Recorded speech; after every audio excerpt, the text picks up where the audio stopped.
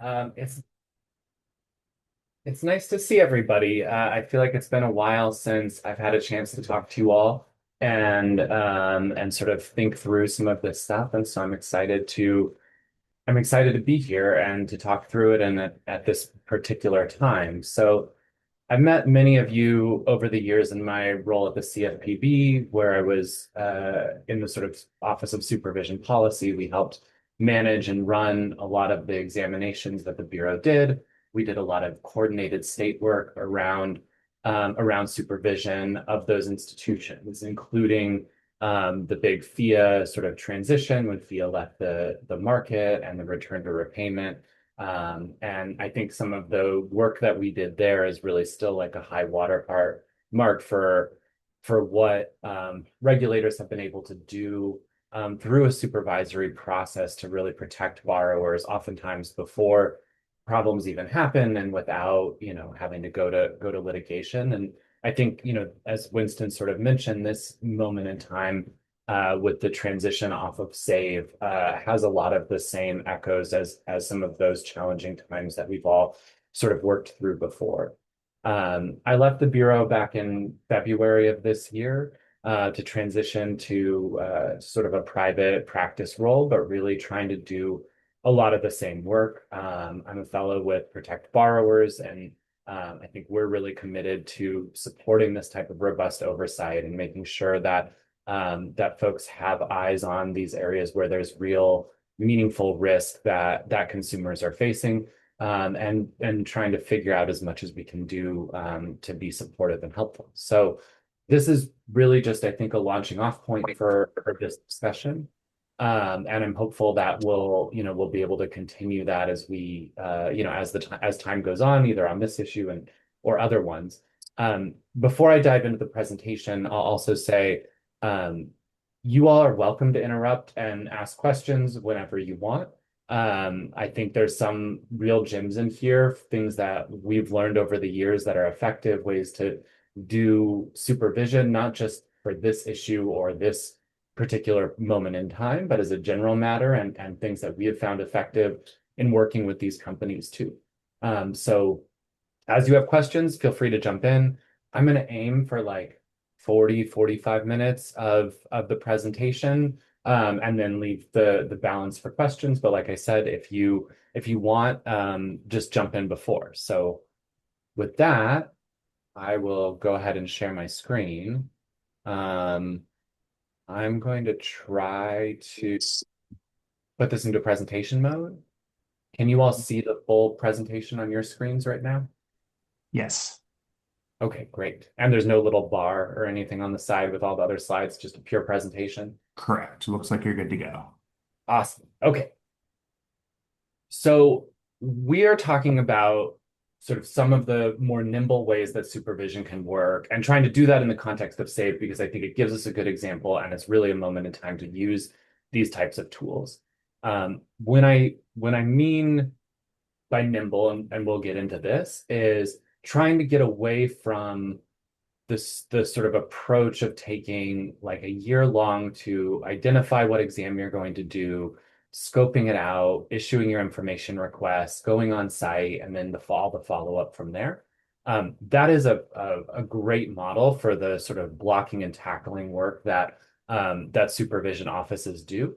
But I think there's real opportunity to both improve those tools, but then also help borrowers out by thinking about these authorities and using them in ways that are not always in that sort of formal exam process. So we're going to start with the SAVE transition. I know many of you are already familiar with this. There's about a little less than 7 million borrowers that are enrolled in the SAVE plan and have been in a forced forbearance because of the litigation that started more than 2 years ago.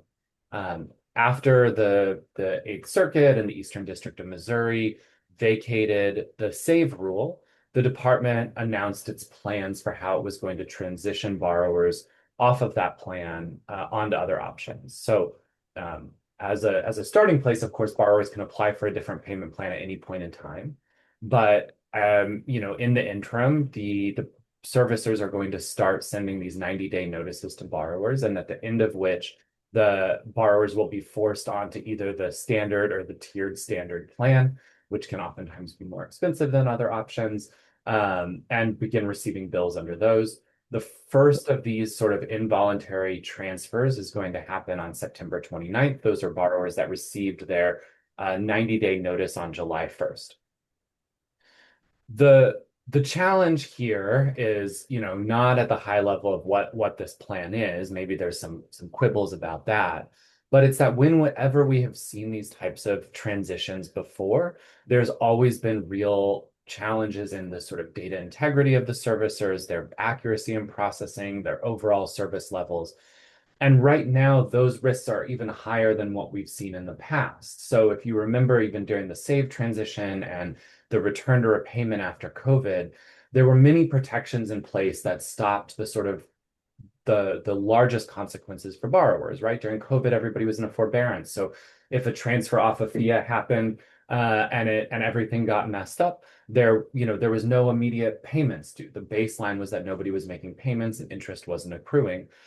And as folks were transitioned out of the COVID forbearance, there was the sort of on-ramp program that, bills were starting to become due, but there was not going to be sort of negative credit reporting, and there was a range of other ways that they were trying to smooth that on-ramp. What we have now, though, is sort of materially different. These 7 million borrowers are going to be transferred, into a cycle of repayment when all of those features, the sort of monthly payment due, the credit reporting are all happening, and interest has resumed accruing on all of these accounts as well too. There's been some other policy changes that have created other risks. So, now at sort of July 1st, if you consolidate, it can erase. Oh, Michael, I don't think you're on mute. Sorry. Oh, no problem. It can erase your IDR history and eliminate access to certain repayment plans that might have been better. That if you take no action, on the other hand, you could also have a massive payment shock. Borrowers are going to be going from being in this sort of forbearance to whatever they're going to owe under a standard or a tiered standard plan.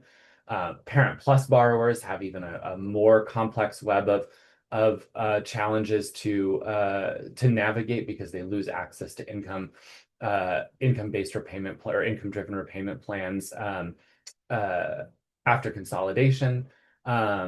And because this is all going to be happening at a high volume, servicers are going to be prone to make errors. Their internal systems all operate on sort of being able to process applications and requests that come in within a certain amount of time. And when those get bogged down, the internal pressure is to move faster and to eliminate service. So we've seen servicers do call deflection strategies. We've seen them increase the rate of sort of their inaccurate application processing because they're going so fast that sometimes it's easier just to deny. And when borrowers do get a hold of servicers, oftentimes the fastest thing for them to do is get them into a forbearance, and that lets them answer the next phone call rather than helping borrowers get into a repayment plan or get loan discharge that they might already be entitled to. The other complicating factor here is that the oversight system that we've relied on for years has sort of fundamentally changed. We know the Department of Education is running the transition, but they're doing it with the entire loss of the vendor oversight team there and about 40% of the overall staff. They're now backfilling again, but it's going to be too late for that work to be meaningful, and they've still sort of structurally eliminated the oversight. There's been a number of GAO reports over the last year that are showing the consequences already of this lack of oversight. The department's not keeping up with the sort of basic metrics that even feed into their contracts, which makes it impossible that they're overseeing the sort of day-to-day processing and errors that we're focused on. At the same time, the CFPB's oversight has been curtailed too. There was a priorities memo that went out a year or so ago that very clearly de-emphasized the work that the CFPB would do around student loans.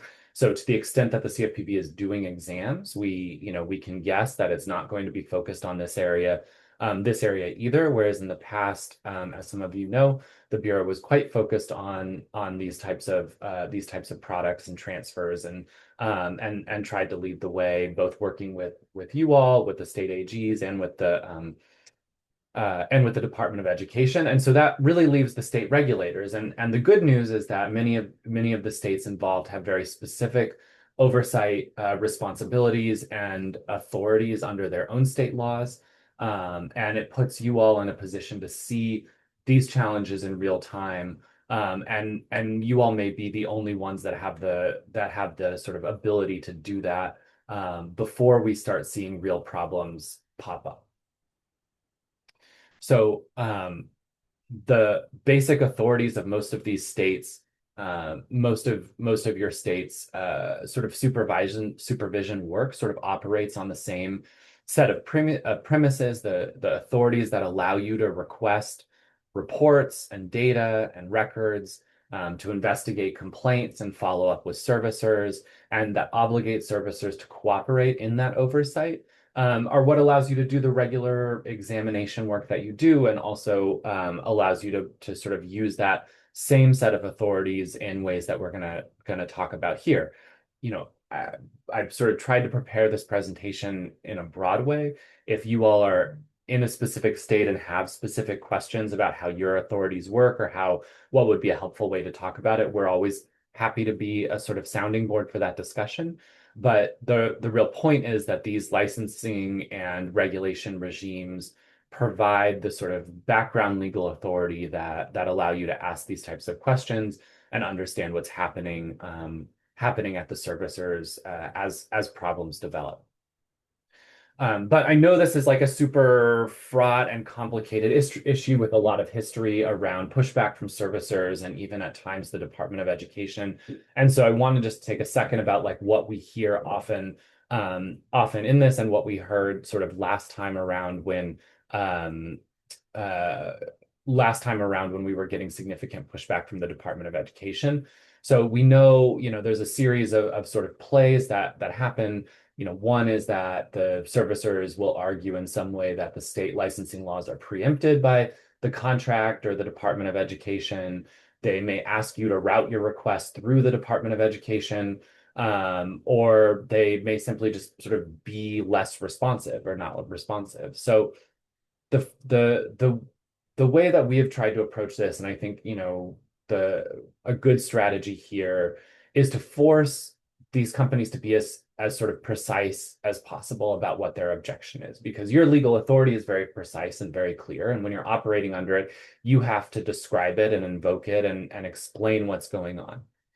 So the first issue that I want to sort of make clear is that the new contracts under the USDS contract explicitly, and I think under the BPO contracts too, um, require servicers to comply with state laws. That was built into the USDS contracts when they were drafted and they were executed. And it explicitly says that the servicers cannot claim that the state law, that they're able to, that they can defend themselves through like a sovereign immunity claim. And this was well hashed out in that contract and in the process of developing it. And so those contracts themselves obligate, beyond just the state law, obligate servicers to comply with federal laws. The second is that your authority to supervise is independent of the Department of Education. The Licensing Act binds these companies directly. There's no role for the Department of Education to play in that authority. The courts that have considered sort of these types of preemption claims have largely rejected the sort of broad, what's called field preemption. And the areas where it's become, the most controversial are on very specific issues, and in particular around disclosures that relate to the Truth in Lending Act. That doesn't have to do with oversight or any of the obligations that these companies have under the state supervision statutes. Um, Along those lines, the most recent sort of department's interpretation of preemption was actually issued under the Biden administration, and Rich Cordray as the FSA COO. And that is very clear that the preemption functions only in limited and discrete places. And that Ed is sort of committed to work with states on sharing these burdens and oversight. And that doesn't necessarily mean that the actual leadership at Ed would do that today, but it is what they have on the record and is very easy to point to servicers to explain this is Ed and the federal government's own interpretation of the interaction between these sets of laws and clearly allows for the state's sort of supervisory work to coexist alongside the Department of Education. And then the last point that I want to make here is around the Privacy Act, because I think that gets waved around all the time by servicers in the Department of Education as the reason why the servicers can't just immediately share information with you. But so the first thing to know is that, we get back to our sort of first principles, which is make them put it in writing and make them explain exactly what the objection is. The Privacy Act protects personally identifiable information that's contained in these systems of records, but that says nothing about policies and procedures, template communications, training materials, staffing plans, aggregate data analyses, or any of the sort of due diligence that we expect servicers to be implementing. Those no Privacy Act justification for them to withhold that set of information. So even and then so let's just pause there, right? The Privacy Act is limited and the way in which that it functions is limited. And so any of the other type of oversight that provides meaningful work is not covered by the Privacy Act. There's no reason why the Privacy Act would require you to ask the Department of Education to authorize, Ed Financial to release their, talking points about public service loan forgiveness or their processes for evaluating IDR applications. Even for the account level data, the Privacy Act allows for agencies to publish what's called routine uses of that kind of data. And and those all include provisions that allow for the data to be shared for law enforcement and for supervisory work.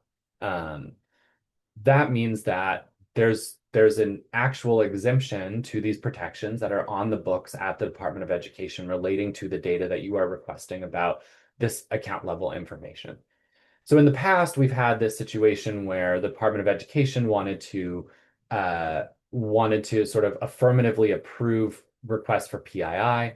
Um, and we've handled that sort of in an evolving way. Initially 8 years ago or whatever, when we were getting this kind of pushback, we did this on an exam by exam basis. Before an exam, we would write a letter to Ed that said, we're requesting in a Privacy Act exemption, and then that would take time and eventually they would process it. And then as we moved sort of further along, those requests got broader and broader. And I think it's, for your longer term exams, that's a very easy way to do it. For the shorter term stuff, I think, you can do the same type of, it's the same type of strategy, right? We want to know what's happening with our borrowers who have a set of complaints, and we need the companies to be able to disclose the information. Make those requests broad so that when you go back for follow-up, that that it's already covered. Let's say, the goal should be to set that up in a way that it's a gate that once is opened allows you to keep sort of asking those types of questions. Okay, let's keep going. So here's the toolkit the way that I've come to think about some of these sort of lighter weight supervisory work that you can do. That is not the sort of longer term exams and supervisory letter. The first is you can just write an expectation letter. Just write a letter that says, hey, our rules and the regulations that you're obliged to follow inform us that you have certain requirements. And at this moment in time, we're worried about those and we're putting you on notice that those obligations exist and we expect you to do a set of things, right? You don't need a response. You can just send the letter, puts them on notice. I think it's lightweight and it puts a sort of marker in the sand of what your expectations are. That helps to manage your internal agency too, because the letter sets out expectations, and then down the road, if those expectations aren't followed, you can point to very clear issues where you put them on notice and gave them a chance to respond. The second is sort of these targeted document requests. So we'll talk about what this looks like in practice, but they're helpful for asking ahead of time for what types of due diligence these companies are doing. In the context of the SAFE transition, we want to know how are they going to be calculating standard and tiered standard repayment plans? Who is going to be applying? Who is going to be doing those calculations? You could request policies and procedures, call scripts, trainings, all of those sort of standard things you would expect a company to be doing in anticipation of a massive change to their operations. The third is recurring data reporting. So this is something that we did, I think, in both the FIA transfer and in the return to repayment, where you ask for a set of data and you want them to report it every 2 weeks or whatever your period is. And so you can track it over time. This can be call abandonment rates, it can be staffing levels. And I think one of the things, and we'll talk about this more, that's helpful here is your goal explicitly should be to make this reoccurring data reporting easy for them. You want to know what their systems report out so that when they have to do this, it's only a matter of an hour or two of work for them to run the script, pull the data, and get it thrown into a spreadsheet. You don't want your reoccurring data requests to be things that take a bunch of manual labor, and you should tell them that and be clear about it. It's okay if the question you ask on the front end isn't exactly the one you get an answer to. The answer to the question that is easy for them to answer may be way more valuable than the fight it takes to get them to answer the very specific but complicated question that you had in mind originally. Which I think leads me to the fourth point, which is that the dialogue with your point of contact is super important. This happens sort of throughout the process. I'll return to it in this presentation, but that type of relationships makes some of the lighter weight questions and things really easy and gives you a lot of insight into what's happening. When you have a communication with somebody at the company where not every communication is a formal letter, is a threat, is a ask for a formal request for information, then it opens up an avenue of oversight and information gathering that's really valuable, right? When you can just send an email to somebody that said, "Hey, I saw this news report. That sounds really complicated. What's going on?" Or, "Wow, I can't believe that happened." Sometimes that kind of informality actually unlocks a whole bunch of information that you didn't know existed before, but you can't just send that letter out if you don't have that type of relationship in the first place. Fifth is the sort of complaint polls and analyses. I think a lot of folks here are very familiar with how that functions.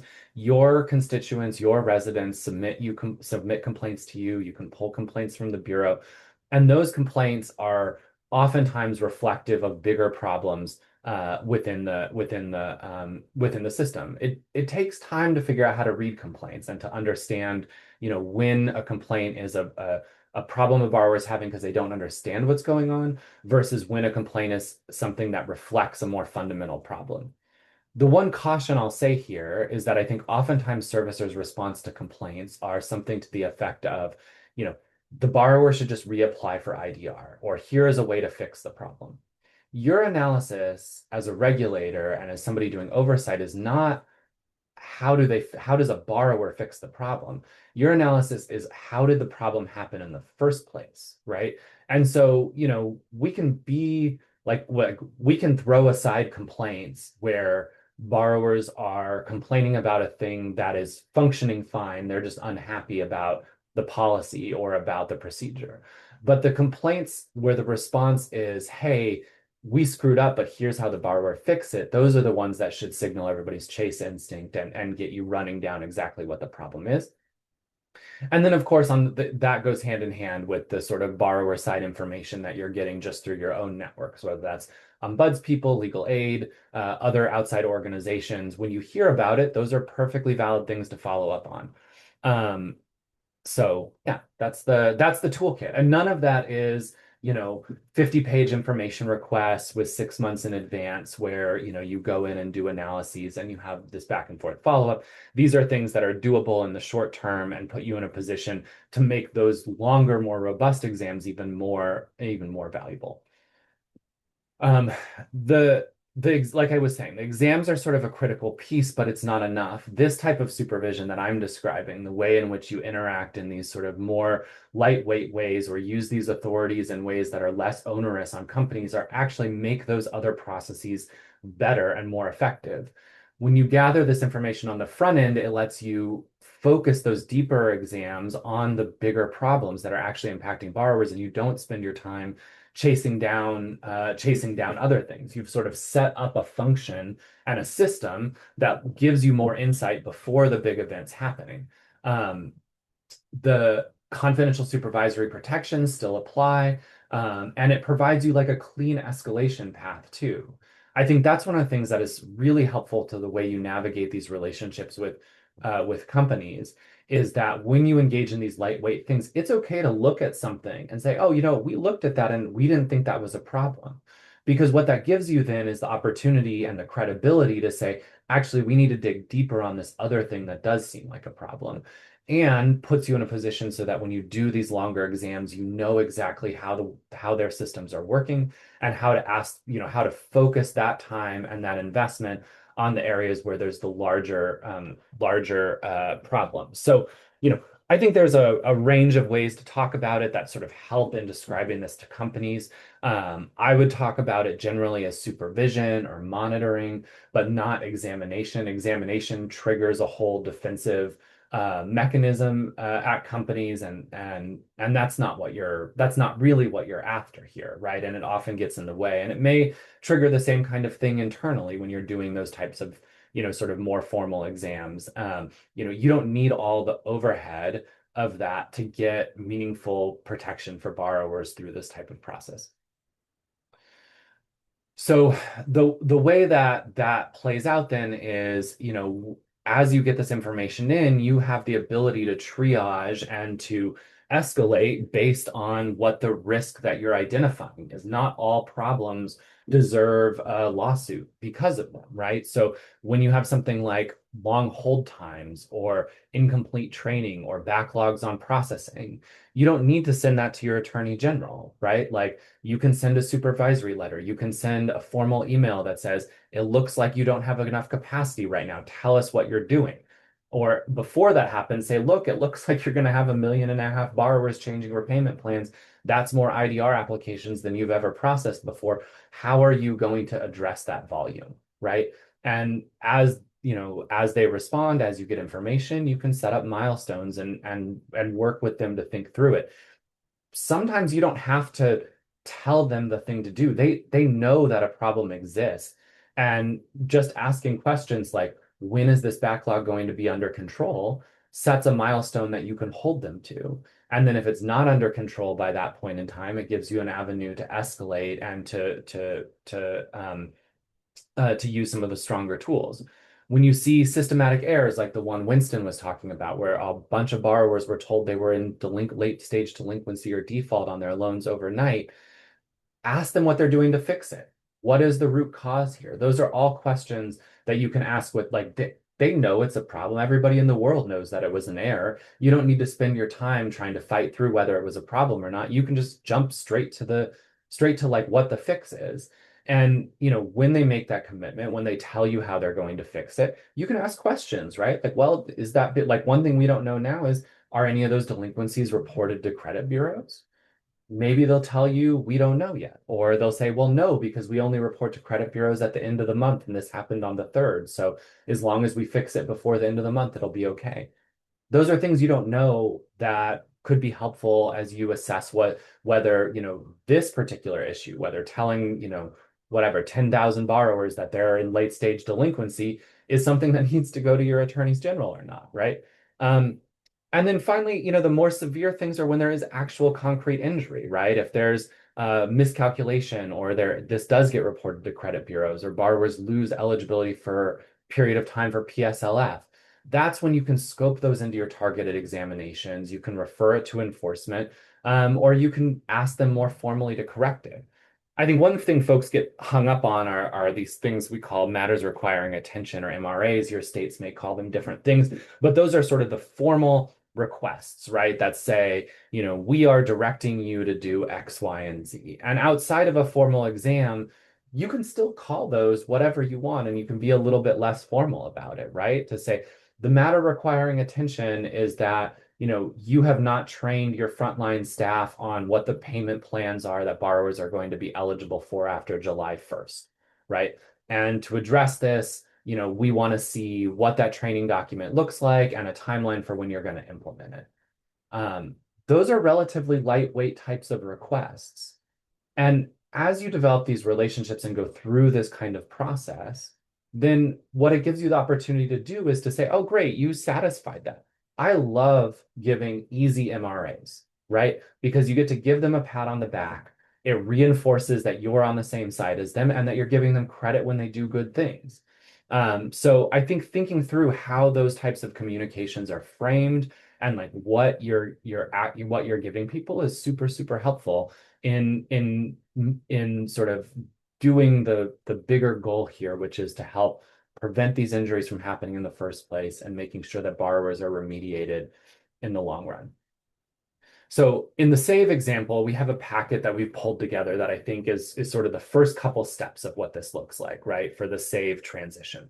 So the first is the cover letter. This sets out the state, like what's at stake, the risks that we think might happen and come down the pipeline. It sets expectations on what servicers are going to be doing and how they're preparing for this moment of time. It says on the front end, like you are telling them, here is the risk that we're worried about, right? You're sort of calling your shot, if you will.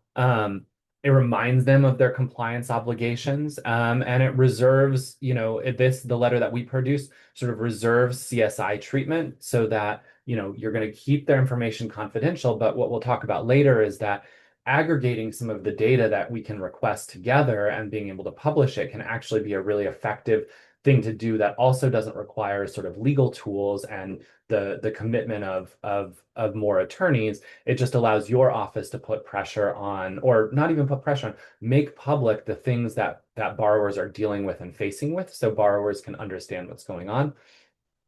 And importantly, as I've been trying to stress here, is it requires the servicer to name a particular point of contact that you can work with. It sets that expectation from the beginning that this is going to be an ongoing process and there's going to be things to work out and troubleshoot. So the first attachment is the very first request, right? And this is what we're calling the sort of due diligence request. It's a one-time request. Give 30 days to respond. I honestly think you should take 21, say 21, that's reasonable, 3 weeks, and let them negotiate to 30, and then we'll all be happy. Also lets you show you're being reasonable. And this is the sort of background set of questions that help you assess whether there is like where the risk lives. So you want to see what their policies and procedures are going to be for the transfers, for the payment calculations, how they're handling applications for IDR. You want to see their template communications, their training, and their staffing and surge plans. I think it also is an opportunity to ask for what the specific roles are the servicer sees for itself compared to the other entities that are involved in this ecosystem, right? What you're going to get down the line when you start spotting problems is that the servicers are going to say, oh, Ed was responsible, or oh, this other company was responsible, or the BPO contract was responsible. But make them just lay that out on the front end. And then you have something you can hold them to. You told us in September that you're responsible for these things. That's what we're asking about. Doing that on the front end is really helpful, especially with companies that do both sort of USDS servicing and the BPO servicing. Let them explain that to you.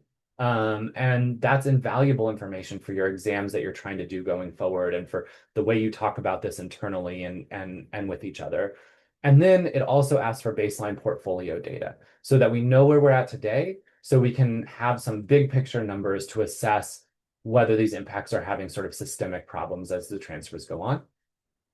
And then the second attachment is the sort of biweekly data request that lets us look at this over time.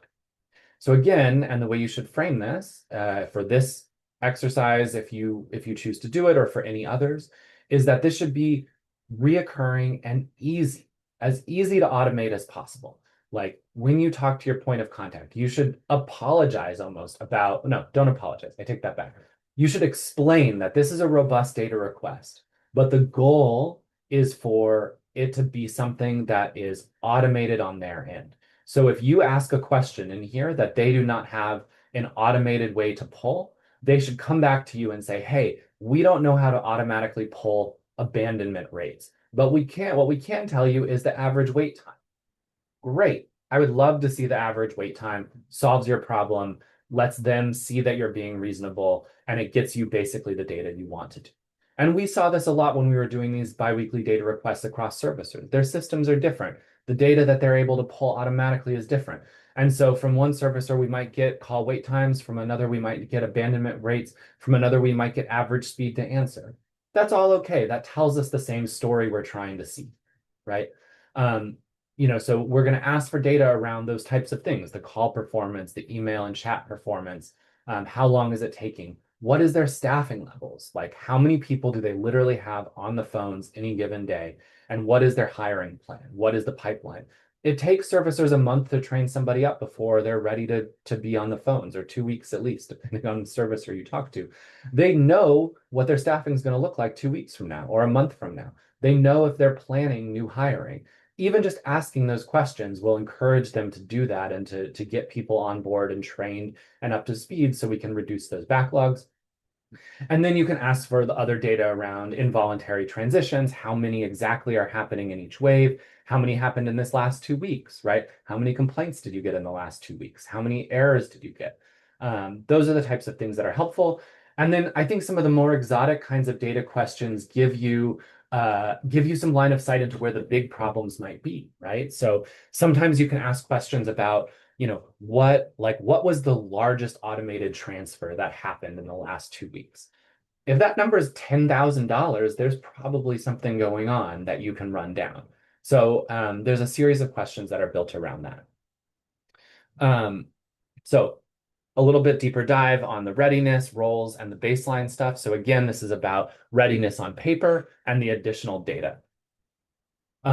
So I think I talked through most of this because I just blabbered on on the last slide and got into most of the details here. But these are the sort of why of what we're doing here. And I see we're coming closer on my time goal. So I'm going to just pause for a second and let you take in the glory of this slide, and then we'll go on to the next one.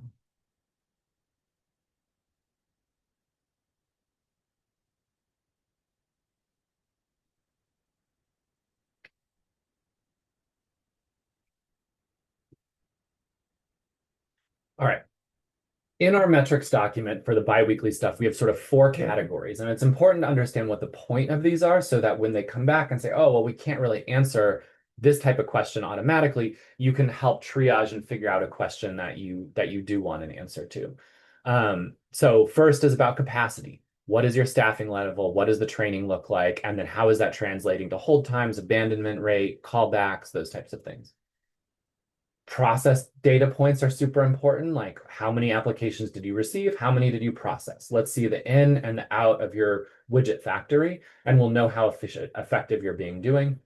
How long is the backlog? This is where you can ask, what is the oldest IDR application that you have not processed yet, right? That tells you something about the experience that borrowers are facing and gives you something to attach to and ask deeper questions about if their answers there are hard to reconcile, right? If the oldest IDR application they have on file is from 6 months ago, those are accounts I'm going to want to look at and understand, and gives you great follow-up for future exams, right? Like give us the list of all of the IDR applications that took more than 6 months to process, right? And then that gives you something to sample from and to pull and to run down to see if where those problems are popping up. Um, there's a set of metrics around the transitions themselves. How many notices have been sent? What were the undeliverable rates? How many people are leaving save automatically versus by application? Is auto debit carrying over? And what do those charges look like? And then lastly, the sort of accountability metrics, right? And these are how many complaints are you getting? What's your response time to complaints? How are you closing those? How many root cause analyses did you conduct on complaints or on issues that you identified? The one of the tricks in supervision, I think in general, is it's actually really helpful to ask them just to tell you what problems they've already spotted. Because a lot of times they can spot the problems, but their biggest hurdle internally, especially, and with the Department of Education, is solving those problems and doing the root cause analysis. And so getting that information is like super valuable to understand. And then you can give them a pat on the back. Great, you spotted the problem. That is a problem. You are totally right. So how is it that you're going to get all these other borrowers that are impacted, right? Because it's a problem for this one person, it was probably a problem for them too. Okay, so putting this into the full cycle of how sort of I would think about this type of exercise. The first is the baseline document, the attachment one. The second is the weekly trends. And then where we're going from here is the targeted samples, right? So you ask for account level samples pulled based on specific risks. So if you see in the data that there's a long time in processing IDR applications, ask for the sample that has taken the longest and try to figure out what's going on. If you're seeing weird data coming out about auto debit, ask for a sample of borrowers that were transitioned and are in auto debit, right? If 1 week it looks like a whole bunch of borrowers were automatically forced into IDR or forced into standard or tiered standard as they transitioned off, look at that. And that's also we're doing this across servicers working together as a state sort of coalition on this lets you compare, right? Like you can look at what's happening at Nelnet and Ed Financial, and if one of them has a really, really high rate of people that are being automatically transferred out into standard or tiered standard, where another one is having a lot of borrowers apply and get out, I think that's a thing to run down and try to understand. These communications are looking very similar coming from all of the servicers. So if there's discrepancies across companies, there's an explanation for it. And sometimes that explanation might be an error, right? It might be that, at one company, they didn't pause that transfer out when the borrower applied for IDR, or they're running behind on processing forbearances. And so they accidentally put them into the standard plan in the interim instead of the processing forbearance. And then as those problems happen, you get to escalate, right? It can be an MRA, a supervisory letter, it can be just a mean call. But you have a whole bunch of tools when you have this type of, back and forth and engagement. And I think that's where it's really important to be candid with your point of contact, right? MRAs don't have to always be the big swing, right? And sometimes one of my favorite tools is when you spot a problem and you work with them to solve it, you can say, look, we all found this problem together and we think you solved the problem.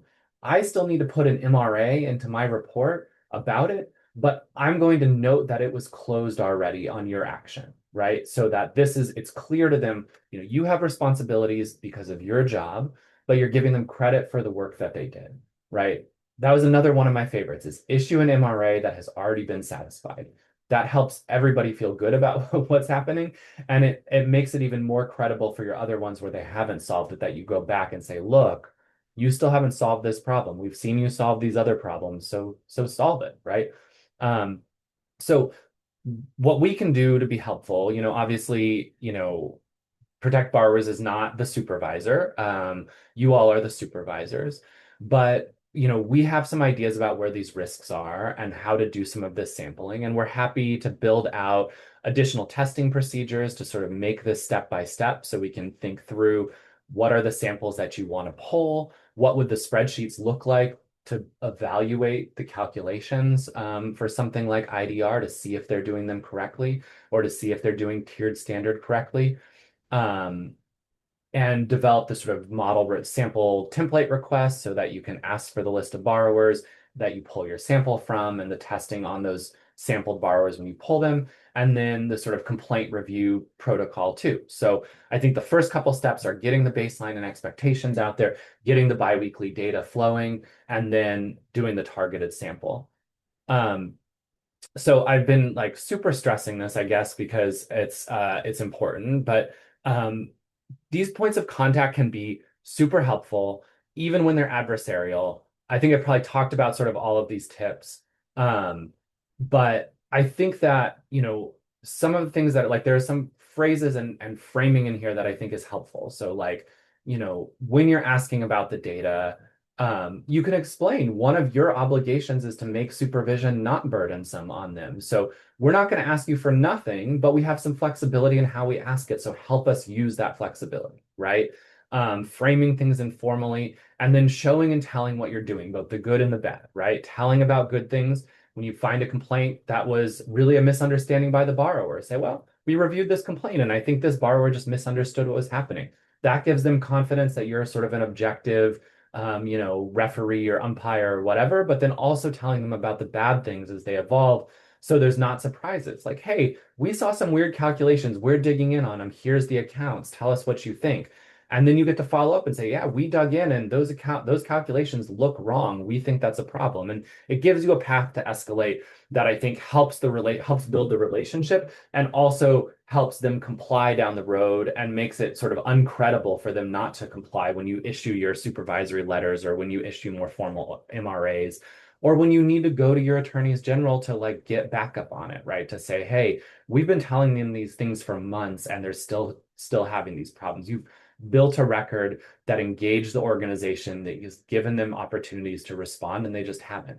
And if they do respond and they do the right thing, then you've done your job too, right? And the harm has been prevented. And that's, I think, one of the core things that makes supervision so effective. You don't get big headlines because you spotted a problem, they immediately fixed it and then corrected it for other people, but it's doing real work and it's I think doing what supervision is most well suited for and what this moment in time when you have kind of real time problems popping up is particularly helpful for.